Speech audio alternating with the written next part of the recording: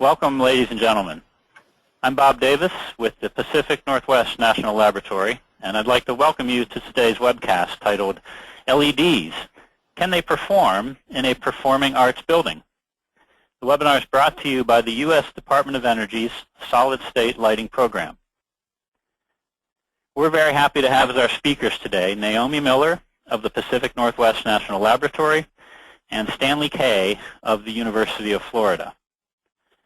Naomi Johnson Miller is an engineer in the Solid State Lighting Program of Pacific Northwest National Lab, focusing on lighting quality, energy efficiency, sustainability, and the acceleration of LED technology deployment. Previously, she was principal of Naomi Miller Lighting Design in Troy, New York. She is a fellow of the Illuminating Engineering Society of North America and of the International Association of Lighting Designers. She holds a Bachelor's of Art and Design degree from Massachusetts Institute of Technology and a master's degree in lighting from Rensselaer Polytechnic Institute. Stanley Kaye heads the Graduate Lighting Design Program at the University of Florida in Gainesville, where he has taught since 1999. His research focuses on the use of automated lighting technology in traditional theater and dance forms. In the past 30 years, he has designed over 150 drama, musical, and architectural productions, and he's taught theatrical and architectural lighting design at various universities. He's earned a BFA from Brooklyn College, City University of New York, and an MFA from the University of Hawaii, Manoa, and he is a member of the United Scenic Artists 829, the International Association of Lighting Designers, the Illuminating Engineering Society of North America. Naomi, please begin the session. Thank you, Bob. And before I begin, I have to tell you that one of my chief complaints about webinars is that they get a little boring. And the main reason is that the presenters are staring at their screens, not staring at real human beings. So in order to counteract the boring part, Stan has agreed to wear a French beret so that he looks very artsy-fartsy. And I am wearing a cat in the hat. So if you get bored, just imagine us speaking to you with our hats, and that will help alleviate some of the tedium. Let us proceed. So we'll be as entertaining as we can. Okay.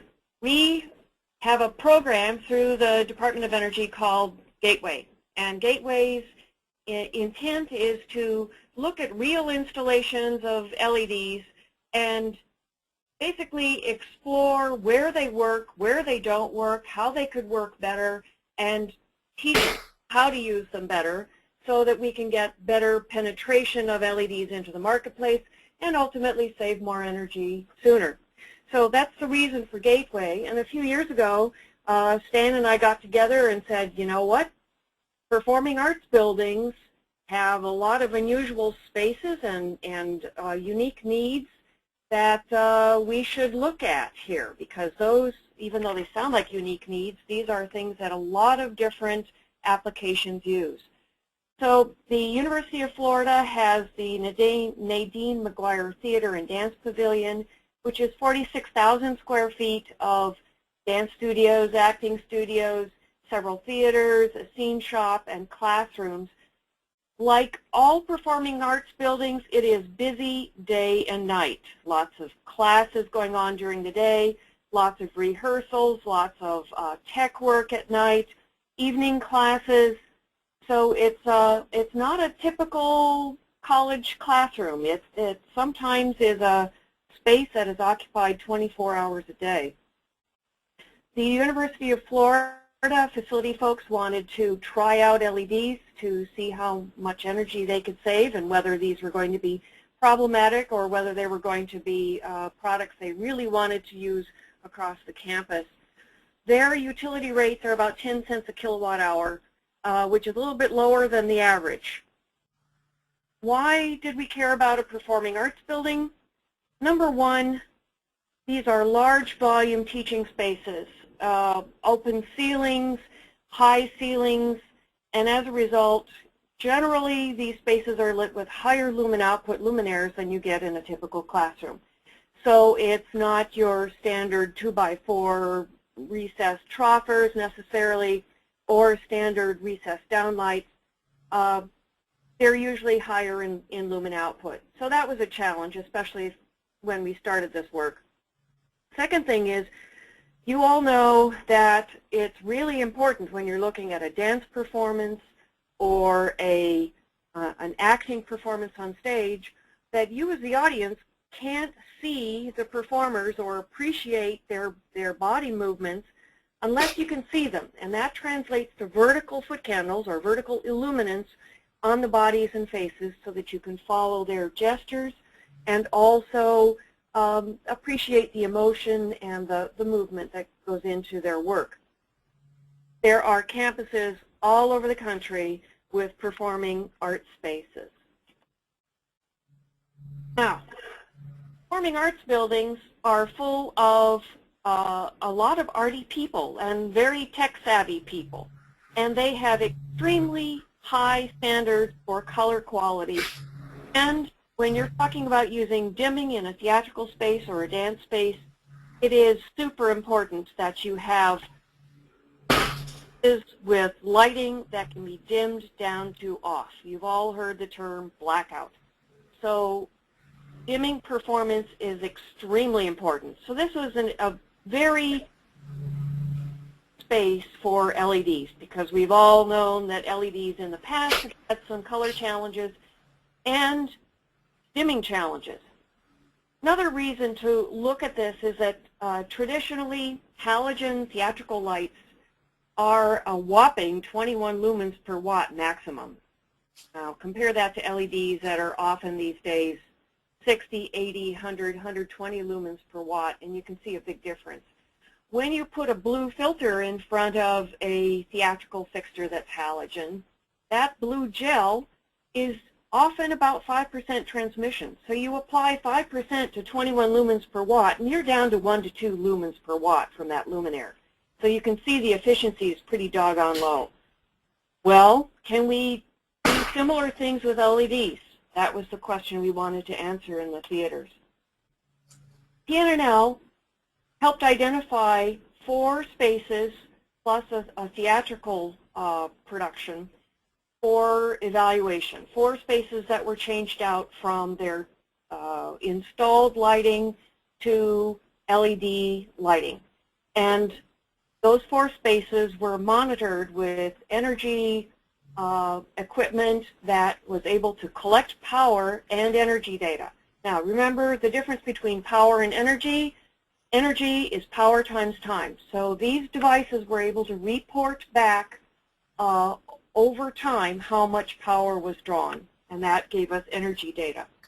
The 4 spaces were the scene shop, the acting studio, makeup mirrors in a dressing room, dance studio, and then a dance performance space which took place in the same dance studio. Dan. Yeah, so the scene shop is a highly activated space, and it went through various retrofits to create energy efficiency, but it didn't really consider safety. And it was very, very poorly maintained given all the equipment at the ground level, so getting up to them was difficult.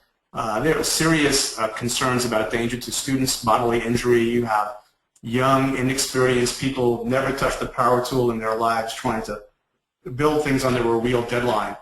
And so it was a very, very bad situation. So we really wanted to sort of make a improvement here. You can have very, very low light levels, 2 or 3 foot candles at a spinning blade. And so we looked at LED options. Can you go to the next slide, please? So we made that change. We evaluated fixtures to be sure we were not going to get a stroboscopic effect affecting the spinning blades. We did a pretty high density pack of these linear fixtures that Naomi will talk about. We also removed a 24/7 set of emergency circuits that were keeping lights on all the time.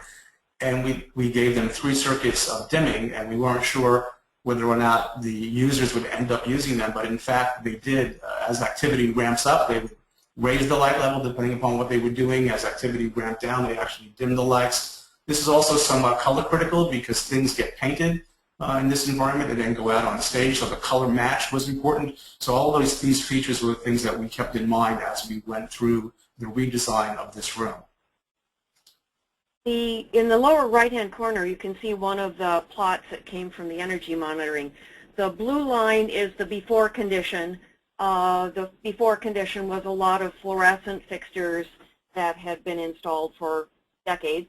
And a lot of those fixtures had erroneously been wired to emergency circuits. So they were on 24 hours a day. So you can see that even at 2 o'clock in the morning, you have about a third of the lights, or almost half of the lights, burning, which was, of course, a big energy sink. And then you can see the ramp up during the day, and then it gets shut off or shut down to the emergency level at 5 p.m. When the LEDs were installed, they were recircuited so that there was no light on emergency circuits. So you see that the fixtures are off in the middle of the night appropriately.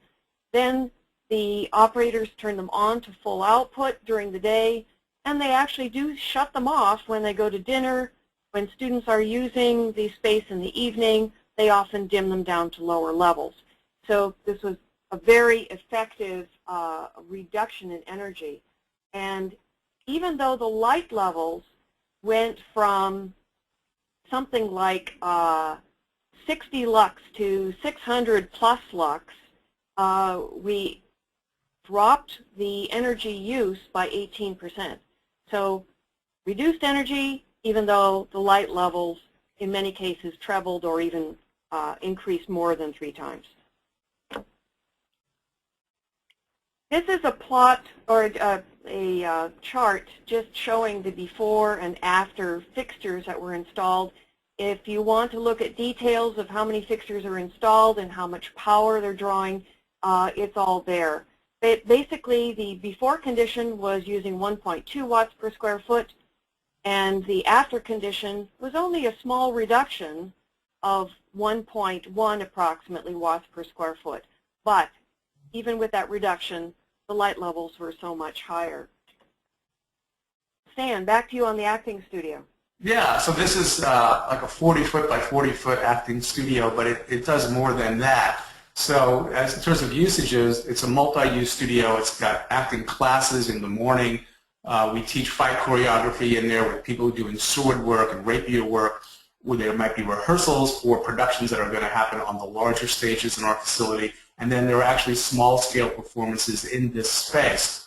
So we have a black ceiling. There's a pipe grid for theatrical fixtures, gray acoustical panels, and a black floor. So there's little surface reflection.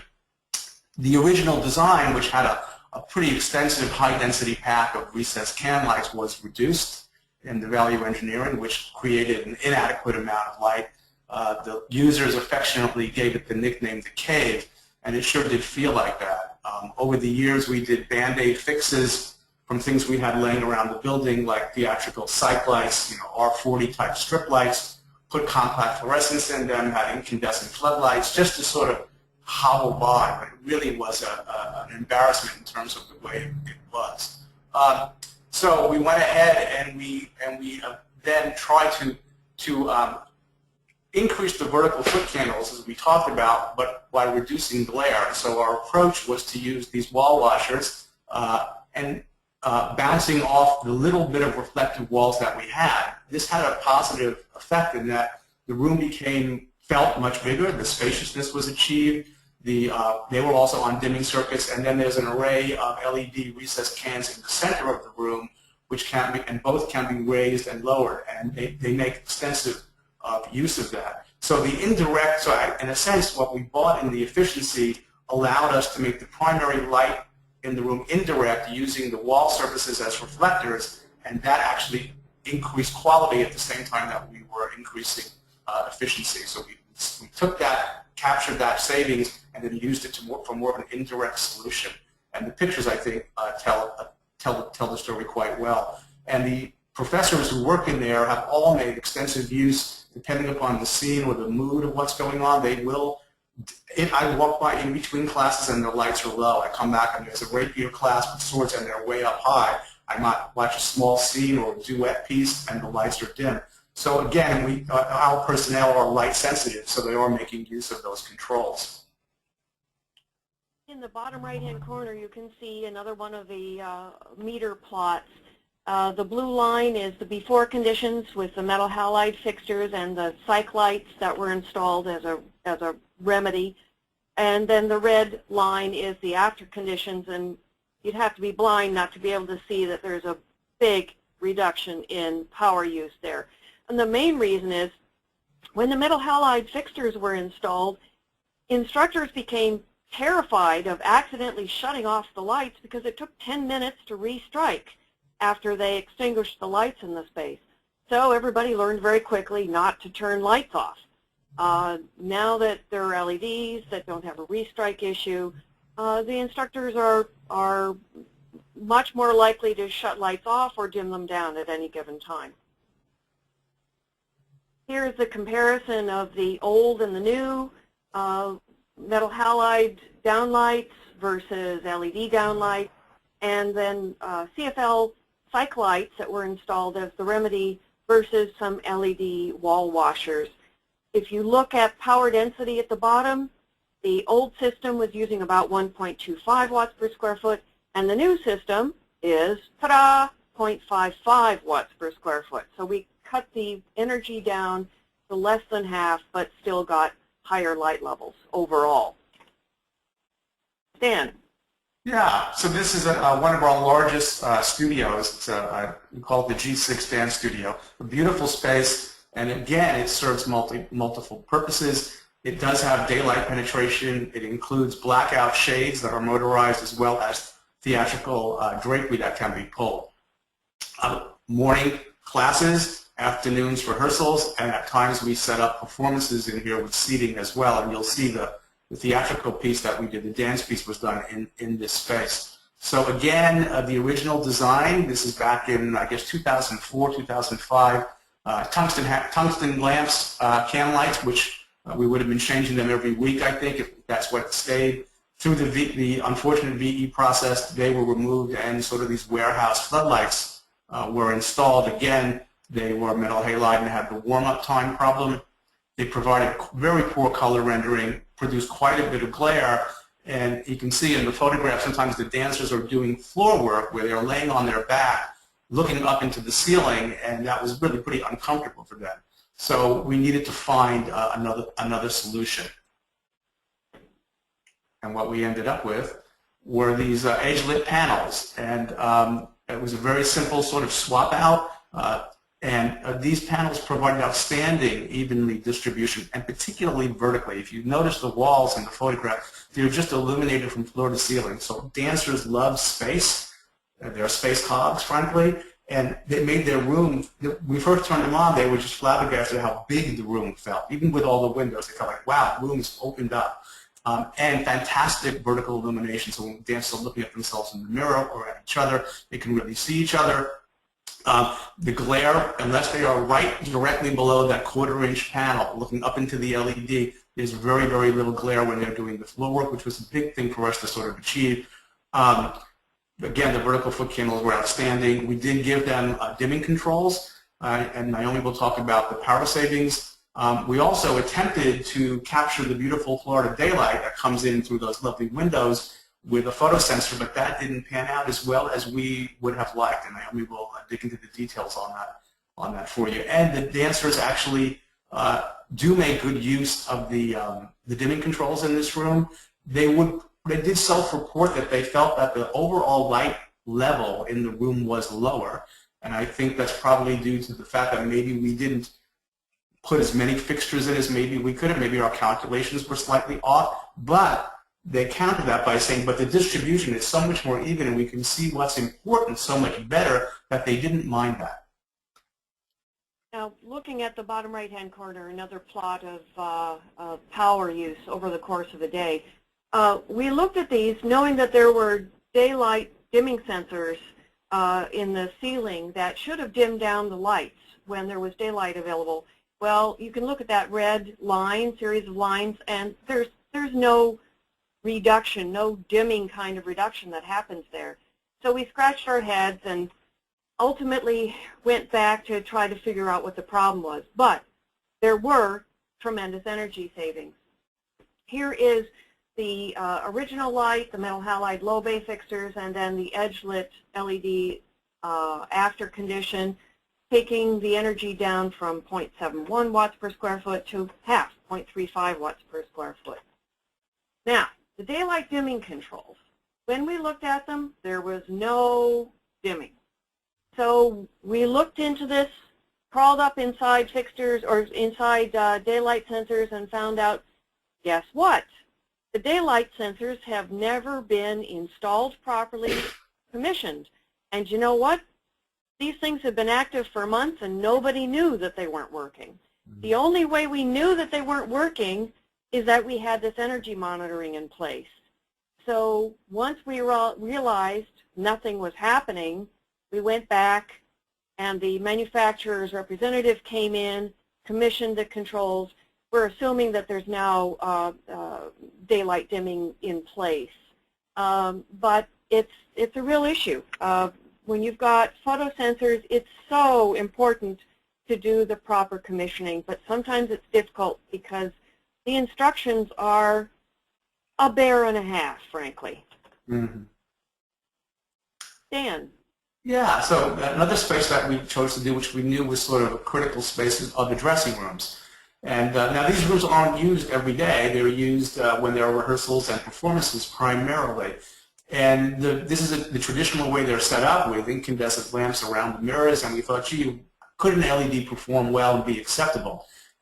These incandescent lamps create a lot of heat. You've got actors in there with hair dryers. You name it. It gets really hot in these spaces. So any way we could reduce the heat was important, but we had to maintain this critical color because they're doing their makeup application in this room. When they move from the dressing room to the stage, if we don't have some kind of baseline consistency, we get big surprises on stage, which we don't want. So we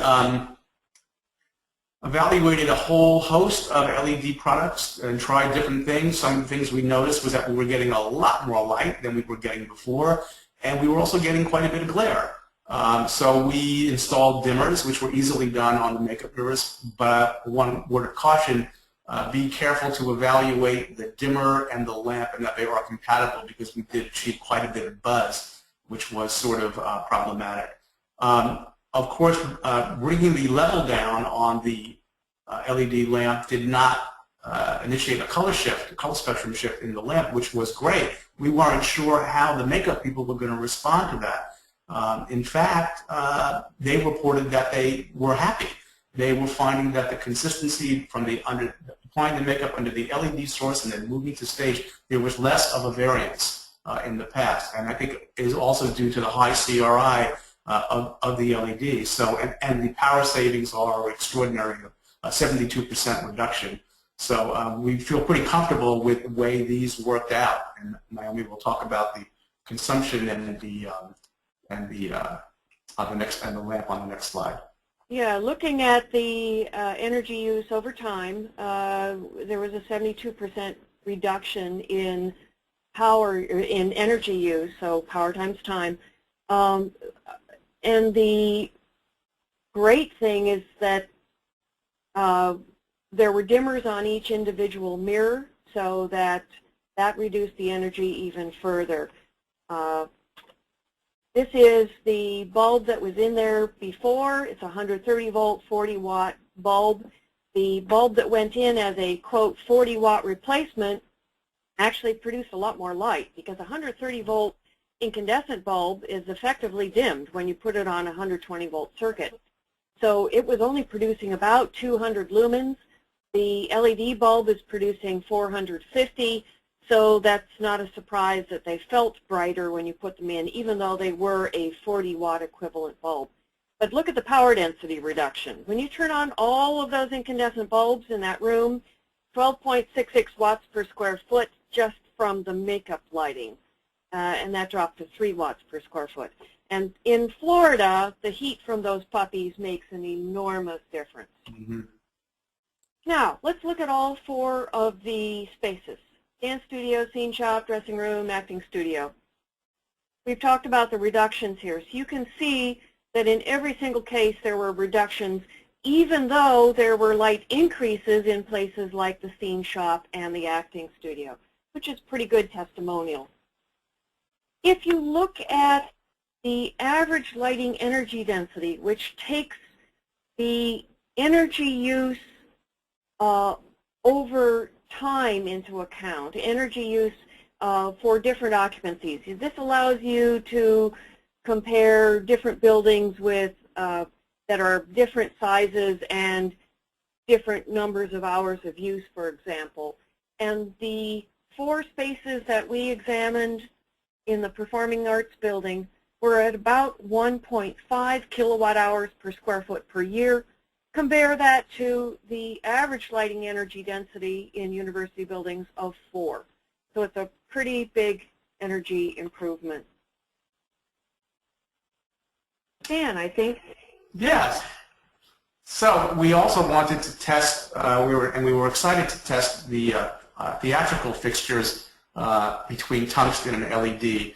And the difficulty, of course, was to do it in an actual performance, because we wanted to get both metrics and we also wanted to get qualitative information from the audience. So fortunately, we have very generous dance faculty who agreed to put together a dance piece, and we have a fall and spring sort of undergraduate showcase production, which uses a very small sort of lighting rig. And we thought, well, maybe we could do that. And one of our faculty suggested doing a famous piece by the dancer Loie Fuller at the turn of the century, who was both a choreographer, dancer, and sort of a lighting designer in her own right. Worked with the Lumiere brothers on colorizing early black and white film. And so it's based around a piece she did using a piece of parachute cloth, and the cloth sort of becomes a sculptural moving canvas. So what we did is we agreed to do that piece. They were able to get a costume for it, and another adjunct faculty member did the dancing. And we put an undergraduate lighting designer on the project, explained to them what we were trying to do, and we did the piece twice, once in the fall, and that's what you're looking at here with halogen. The piece ended up with 7 cues, the first one being white light, which was tungsten from overhead. All the color light came from the side, is more traditional in dance, and we asked the designer to work with saturated red, green, blue, and maybe pale pink and white, and create the cues that he felt were appropriate for the production. And so we could get the measurements, and then we also did surveys with the audience each time. And this was controlled by a typical DMX 512 console, which worked great for the tungsten, but not so easy when we're dealing with the LED. So again, we did this twice, and in the spring we used the LEDs, and we used 2 different manufacturers, both the electronic theater controls 7-color system and the Philips Strand Silicon unit 4-color system, both from each side. And we were really quite stunned with the results. That I would say that controlling the LED from an older DMX controller that did not have an easy way to interface with the color choices was cumbersome, but nevertheless we overcame that. There's a slide of the 2 fixtures. Things that we learned, all these fixtures have standby power, and they have standby power at different amounts of consumption. So we look at that 27 watts on the Philips and 5 watts on the ETC. They both provided fantastic light, and you'll see the video in a minute, and unfortunately you won't hear the sound, but the results were, from our eye, and you'll see the chromaticity diagrams, we really couldn't tell the difference. Now, we did not do skin tone work on this. We sort of excluded that from this particular piece. It would have been a more complicated test to keep everything sort of consistent. Although we have seen some really great products coming out now that do skin tone remarkably well. So there's the fixtures, and there's the consumption, and I'll let Naomi pick up on that. Yeah, it's difficult to compare the new LED theatrical fixtures with the older LED or older halogen fixture, because the lumen output is different. The that obviously the color capabilities are quite different, and the power is so different. But we learned that even though these were very different instruments, they were wonderful tools to add to the lighting designer's palette in the theater. I'm going to show a side-by-side video of the dance performance. I'm going to start it right here, and unfortunately we do not have the capability of broadcasting the sound. So what the piece, orchestral piece or string piece that accompanies this is really beautiful. So I strongly recommend you go online, find the link, and watch it on the YouTube channel.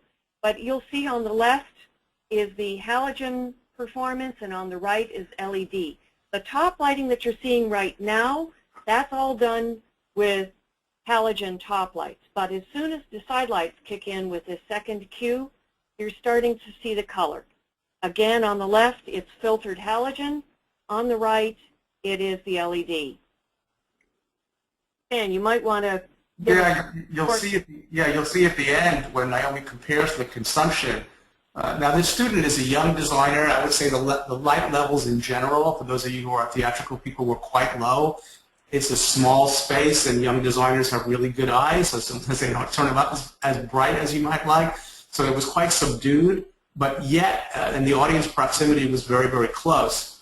And remarkably, we did surveys with both audiences and asked very pointed questions about their response. We really couldn't find in the qualitative work much of a difference, but the consumption was dramatic. We'll also talk about in lessons learned about the control side and consistency of color between manufacturers and how these things are being made and being able to access it. I know there's some good work being done in that world, which we're thankful for. We handed out the same survey in the fall to the audience as we handed out in the spring. The audience knew that there was something different. They didn't know that exactly what had changed. But interestingly enough, the observations from the audience were virtually identical in the fall and in the spring under the two light sources.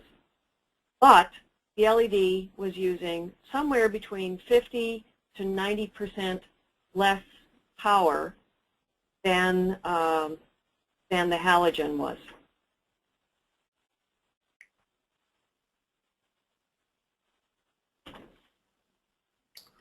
In the report, the full report, we go through each of the 7 cues plus the blackout at the end to show you what the spectral power distribution looks like between the halogen and the LED.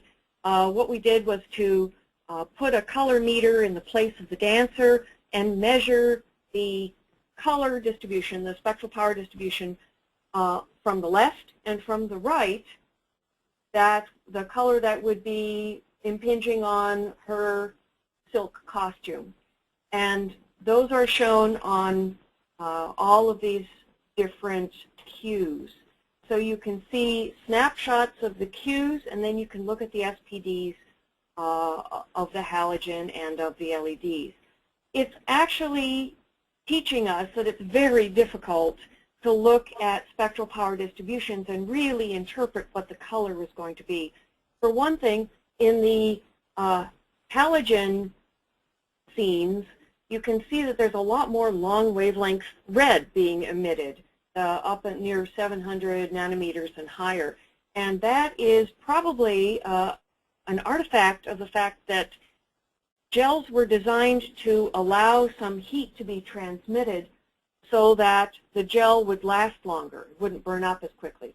So as a consequence, there's a lot of red emission in the halogen scenes or cues that you don't see in the LED cues, even though the visual images are very, very similar. Stan, do you want to take over? Yeah, so we'll just go through these real quickly as bullet points, and I'm sure there will be questions and maybe we'll have answers. So we learned that SPDs can't tell you everything. You've got to use your eyes, obviously, but from the audience perspective, made very little difference. Shadow and pattern were similar. They look great on stunning silk. The skin tones were not an issue for us in this one because we did not focus on that in this study. Let's go to the next slide, please. Sure. Oh, is this? Yeah, here's the power consumption that you just talked about. You can just see that dramatically. Visually, we didn't see a difference, but consumption-wise, just tremendous. But take a look.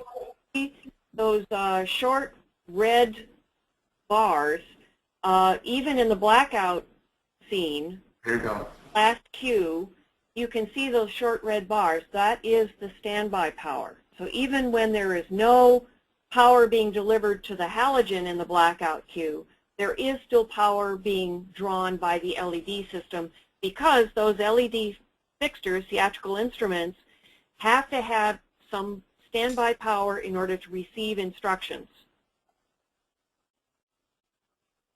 Okay. Yeah, so we know that there's still a large initial cost difference between the LED and the halogen instruments, so the ROI alone can't justify the change based on energy savings for most projects. For new projects, we suggest considering a mix of LED and halogen instruments depending upon where your client or whatever project you might be doing.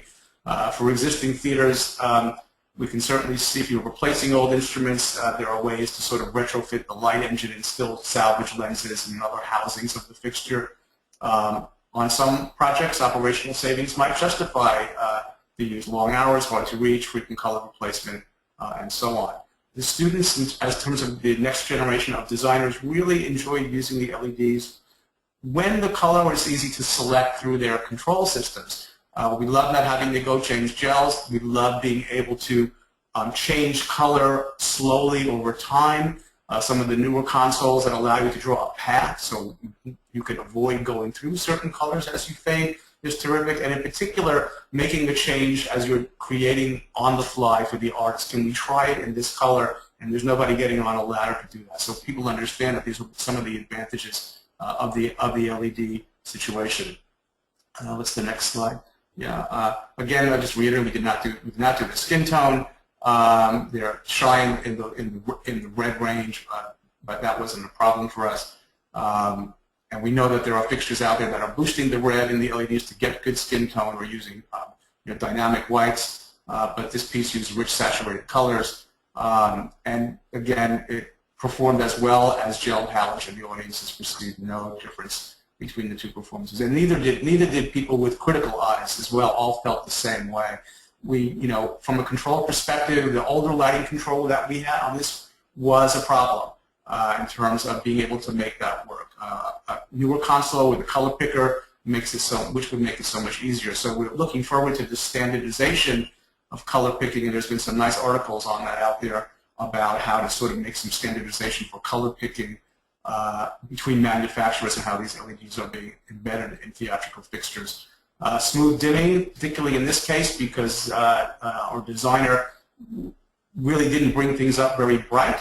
That was his choice, so you start to see them sort of pop on. That's an issue that's being dealt with in terms of the software and the stepping question of intensities, which can be a distraction. And I guess the big takeaway is all these theatrical LED instruments are not equal, so it's really have to evaluate them and decide what's best for that user or that project. All right, we're in the home stretch here. Yay! So let's go through some lessons learned. LEDs can be an excellent solution in high ceiling spaces. So you don't need to worry about LEDs being underpowered anymore. And compared to metal halide, where you had the old pain in the neck restrike problem, they're a big improvement. Also, there's less noise from them compared to old magnetically ballasted metal halide buzzing noisy fixtures. Mock-ups are really important. When you have clients who can't really visualize what lighting is going to look like, and especially with colors that they're not familiar with, color of light, mock-ups really help improve comfort with this upcoming change. And for lighting designers too, you all know that cut sheets can't tell you anything about glare. They can't tell you much about flicker. They often can't tell you enough about color. So mock-ups are completely invaluable. Manual dimmers, we didn't know if they would be used that much, but ultimately they have been. They've been very widely embraced by the teaching staff, and that allows the teachers to have much more flexibility in their classrooms, which they appreciate. This is an important one. Uniformity of work plane and vertical illuminance is important in classrooms and studios because uniformity of light on the work plane is related to vertical illuminance. If you have lumpy lighting, like is shown in this photograph on the right, you are not going to get vertical illuminance on bodies and faces of somebody who's standing between the lumps.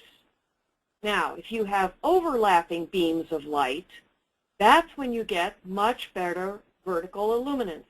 So although these are not directly related, very uniform work plane illuminances do very often translate to better vertical illuminances, which is, of course, very important in performing art spaces. Don't do that. I might mention that we mocked up everything before we made the final choice on fixtures, and we did rejects on fixtures as well.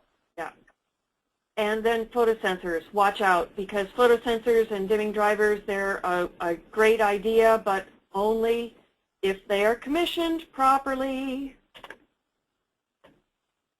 Vampire power, that's the standby power that you are not always aware of a fixture drawing.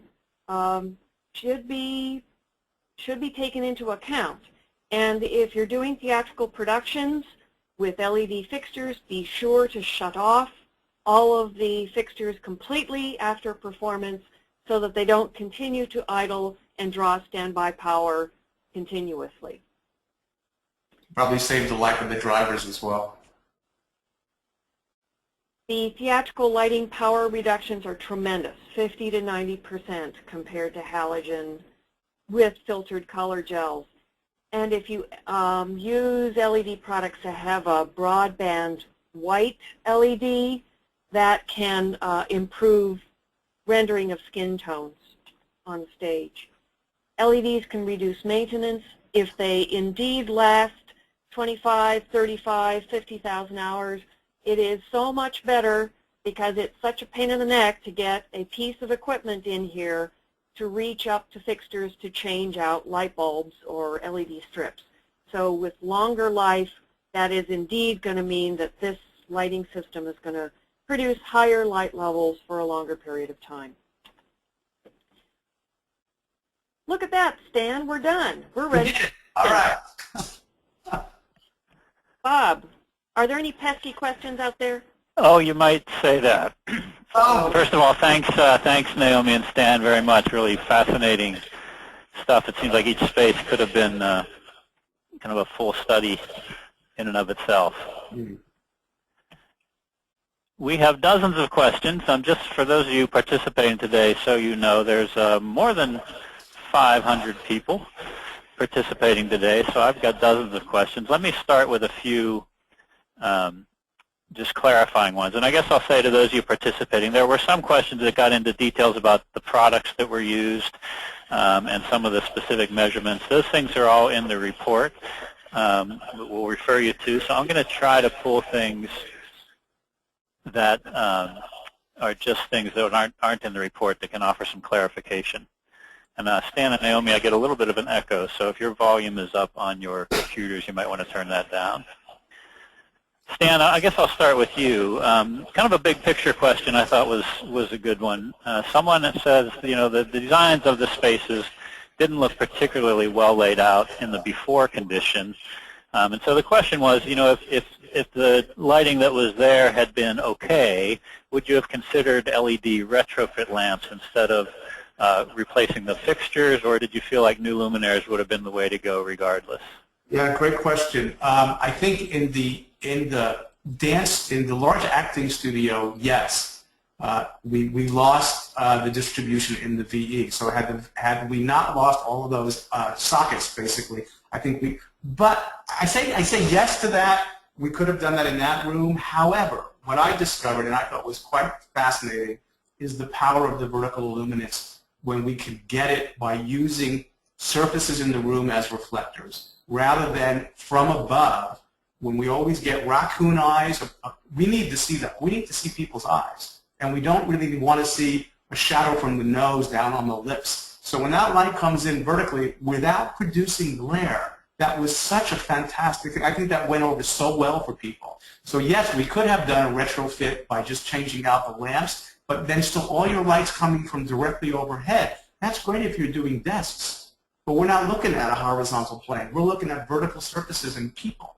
So I think the answer is yes, but what we gained in lighting quality in this new design was such a welcome thing. Same thing in the dance studio. Yeah, we could have just taken out those. I think there were 8 Naomi metal halide floods in that dance studio. By using those blades, just changed the entire sort of nature of the space. So yes, we could have done that, but I think this ended up being a better solution. Okay, great, thanks. The dancers didn't feel like they had to wear baseball caps to be comfortable afterwards. Mm-hmm. And sort of a related big picture question, and I'll direct this one to Naomi to start. When you looked at the options, the question is, in lieu of LEDs, did you consider long life fluorescent T8s at any point, since they can have life ratings of 50,000 hours plus at this point?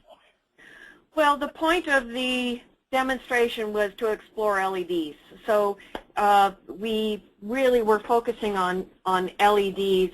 But you know what? If LEDs didn't make sense, we would definitely have looked at long life fluorescent, especially if we could look at a retrofit.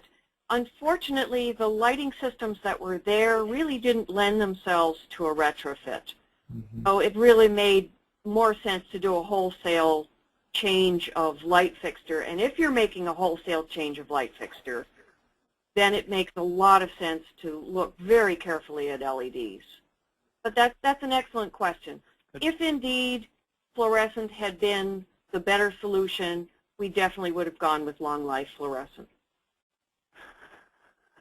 Stan, a couple of, we have lots of questions on color that I'll get to in a minute, but there's a couple of just quick clarifying questions that might help. Vacancy sensors, did you consider, or are there vacancy sensors used in different spaces? Yeah, we did consider that, but we didn't do it. I think that, and I don't know for sure whether that would have been a good decision. The building is so peculiar and activated, and sometimes, for example, in that acting studio, sometimes they're doing a scene and an actor is using the door to the hallway as an entrance or an exit. And if we've got lights going on and off, that sort of defeats the purpose. So in hallways that might have made sense. Maybe in the dressing rooms that might have made sense. But in most of those rooms, the way our routine, the way that people use the building, there's stage management who turns off lights at the end of a day. So there's sort of that activity, and the amount of savings in between when the room might be empty for 10 minutes, the hassle that might be caused by an occupancy. So I don't know. We didn't really think about it too much, but I'm suspicious about whether they would have been the right solution for those spaces. I can add to that. In the dressing rooms, it definitely would have made sense, because frequently I would walk into the dressing room and find that the lights were blazing even though nobody was in there. Yeah. But in the scene shop, occupancy sensors, although originally considered, were not installed for safety reasons, because the last thing you need is somebody to be working in a corner on a power tool and have the lights drop out. So for safety reasons, there were no occupancy sensors installed there. I agree. The dressing room would have made sense, yeah. And I guess, Naomi, since you brought up safety, there were a few questions about the scene shop and safety. One was just a clarification, since you mentioned fixtures being removed from the emergency circuit. The question was, well, you can't introduce safety concerns through that. I assume there were still some emergency lighting in the space? Yes, that's right. There was dedicated emergency lighting. And then the question regarding the safety there is what tools were used in order to check flicker during the mock-ups to verify that there was no flicker or stroboscopic effect on the moving machinery and power tools? Naomi will have to confirm for me, but I believe the two primary ones that we looked at were the table saw and the radial arm pullover saw. Is that right? Yes, and we also used the waving finger test. Yes. So just a visual one. I guess the question was, did you measure flicker, or was just evaluating on those devices to be sure there was nothing visible? Oh, we did not. I don't think we measured, did we? We did not measure flicker. We did not have a meter of any kind, but Naomi Miller was on the site, and she's a highly tuned flicker sensitive person. exactly. She's a very expensive meter.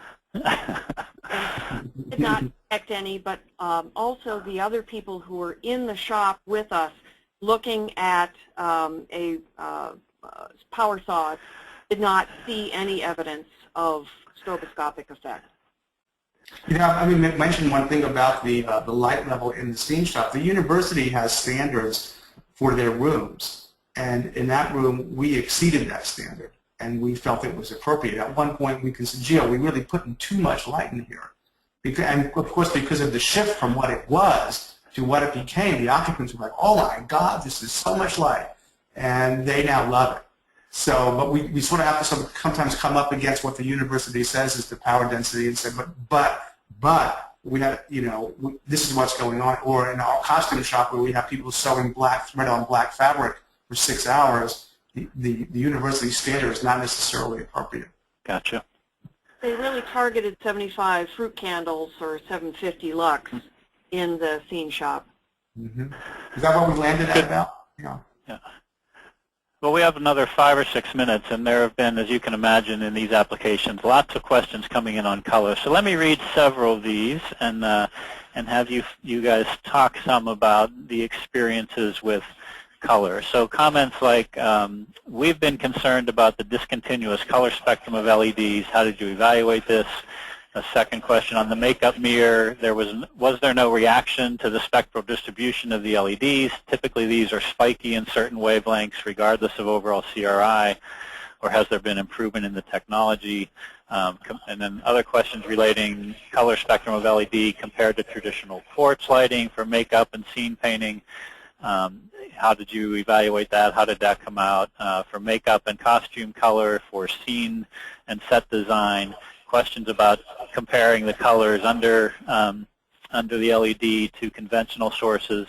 One question, Stan, that specifically asked if when you paint your sets, are you using some fluorescent or halogen sources even now while you're painting, or are you really doing it all under LED? So lots of questions in that regard about color spectrum and how that was evaluated and how you feel about the results. You know, where should we begin, Naomi? There's a lot packed into that. Well, I can talk briefly about the spectrum. If the CRI of the lighting that went into the scene shop, for example, was in the 90s. So, and if you look at the spectrum, it's a quite continuous spectrum, not spiky at all. Mm-hmm. And the same thing of the lights in the dressing room. That was a 93 CRI lamp, and the spectrum is quite continuous and gorgeous. So, Stan, do you want to talk about that? I would say, and one of the questionnaires mentioned, you know, despite CRI, you know, are we seeing, I guess the question is, are we seeing differences that are enough to be concerning between painting or makeup or costumes under the LED sources to our stage? And it's a really great question. So far, so good. We haven't had any surprises, remarkably so. Now, our stage has a combination. For example, we also paint in the wings sometimes, and so the wings have a ceramic metal halide at 3200 Kelvin. On stage, we've still got tungsten work light, and in the scene shop, we've got these new LEDs. And I guess it depends upon how critical your client is. In our scenario, it has not been significant enough where somebody said, oh my God, we've got a completely different result than we were expecting, either in the makeup, the costume, the prop, or the scenery. So far so good, but we were quite worried and paid a lot of attention to what we chose. So we really did quite a mock-up evaluation before we said, yes, that fixture or that lamp we think will work. And I think I can add that the spectra were less spiky in every single space than the light that was in there originally. Unless the metal halide or even fluorescent, for example. The only exception would be in the dressing rooms where, of course, you had an incandescent lamp in there originally. So that was the one we were most concerned about. Could the LED really make it, because that's where it's really most critical, in some ways extremely critical. And we were absolutely, flabbergasted when the makeup faculty said, we like it better. We're getting a more accurate result. And then a related question, then, Naomi, that you could answer is, was the analysis of color measured in the field, or was it simply based on manufacturers' ratings and visual analysis? No, it was measured. We had a Konica Minolta color meter that was able to measure spectral power distributions and then translate the SPDs into various color metrics. And related to metrics, a couple questions about, obviously we're talking a lot about CRI. Some folks are raising the point that, the CRI metric has come under some question. There's been things like a color quality scale and other proposals for color. And so just some general questions about where you see color metrics as relating to this type of application, and if you know of any sort of new things coming in terms of color metrics. Well, yes, we know of the IES work. There's a technical memorandum number 30 that proposes some changes to color metrics using two metrics. One is a metric for fidelity, and the other is a metric for the gamut area represented by a light source compared to a reference source. So that is, I believe, under consideration right now by the IES board. And I think that could improve our ability to communicate in color if those metrics are adopted. Right, and it's our understanding that those are kind of in final balloting, as Naomi mentioned, with the IES Board of Directors, and in coming months we should have those accepted and adopted.